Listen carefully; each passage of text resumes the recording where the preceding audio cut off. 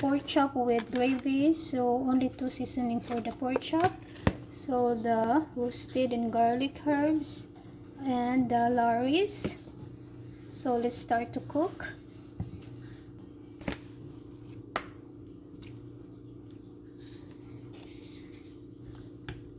I put a little of oil.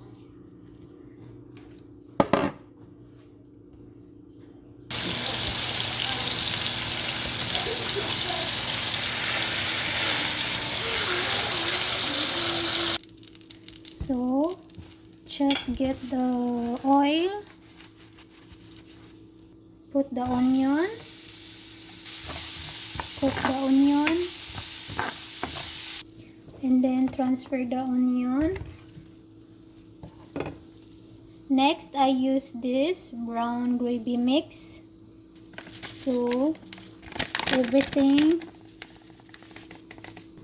just low heat, and then half cup of water, then mix. So just mix.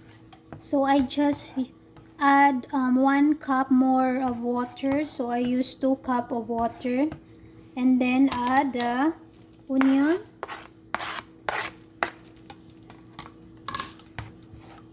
So this is the final gravy mix.